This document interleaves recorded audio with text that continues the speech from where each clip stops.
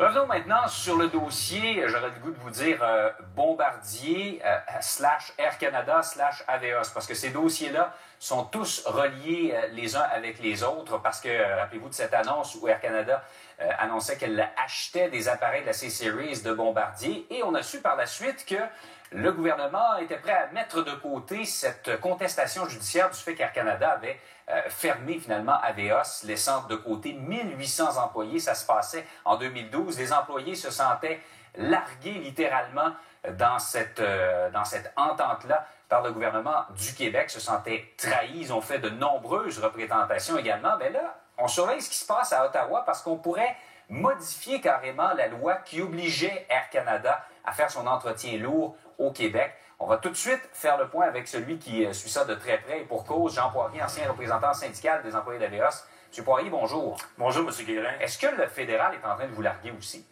Écoutez, moi, je sens qu'ils vont abroger la loi, tout simplement. C'est ça qui va arriver.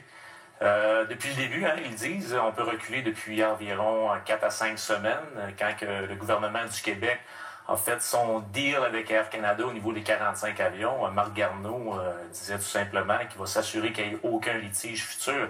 Donc, qu'est-ce qu'on voit? C'est qu'ils vont abroger la loi. Écoutez, moi, l'affaire que je trouve drôle là-dedans, c'est que, moi, j'appelle ça comme une game d'échecs.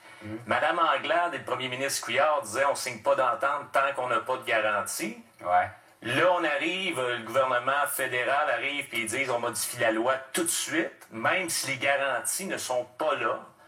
Écoutez, là, ça va donner ça du lousse, comme on dit, au gouvernement Couillard pour dire, ben là, écoutez, la loi est modifiée maintenant, regarde, ça a été une bonne chose d'abandonner nos recours devant les tribunaux. C'est une vraie joute, là, une vraie joute d'échecs. Écoutez, nous, moi, je regardais ça, là.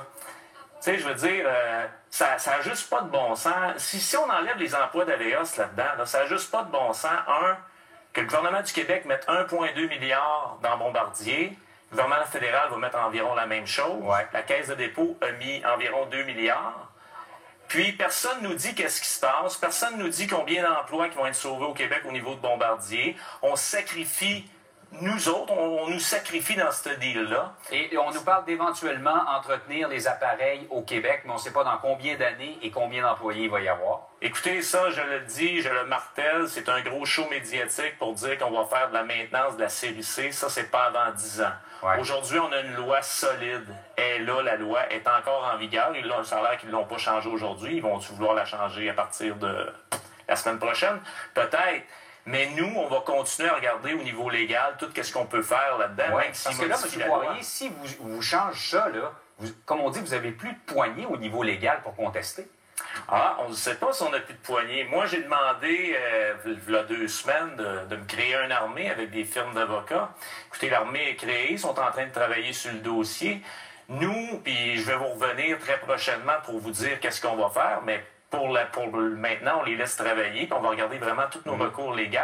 Écoutez, il y a déjà eu des lois faites par un gouvernement fédéral qui ont déjà été renversées par la suite au niveau de la Cour suprême. On ne sait pas. Moi, présentement, je vais laisser les juristes travailler.